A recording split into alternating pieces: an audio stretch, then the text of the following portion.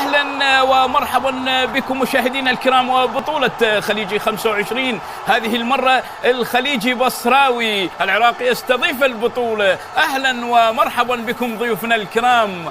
حي الله أهل الخليج، حياكم الله بين أهلكم وناسكم، وحي الله من يانا. الله يحييك ويديمك. وكرة ملعوبة؟ هي ملعوبة، تش عليك.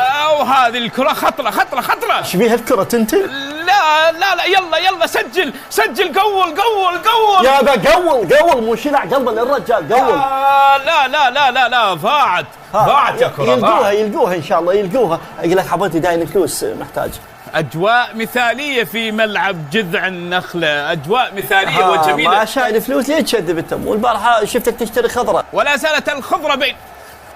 ولا زالت النتيجة بين الفريقين 0-0. حتى أنا وياك 0-0 مسافرين، كل شيء ما عدنا. إيه شنو مخلي وراي؟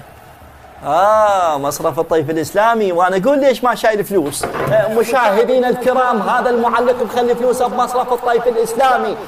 عذرا مشاهدينا الكرام، زميلي في كابينة التعليق يقصد بأن مصرف الطيف الإسلامي هو الراعي الرسمي لبطولة خليجي 25. وهنا نسمع صافرة الحكم لإنهاء الشوط الأول. محمد شبيك؟ اتخبلت؟ صدق كذبك واحد يدخل علي الاستوديو ما شوفني طالع بث مباشر وجاي علق. يا اخي ليش ما اعطيتني فلوس وخليتني اروح؟ ايش مخلفك وناسيك انا؟ شو القضيه يا اخوي؟ مثل ما مصرف الطيف الاسلامي هو الراعي الرسمي الخليجي 25، صرت انت الراعي الرسمي لمحمد قاسم ودائرتي 25. والله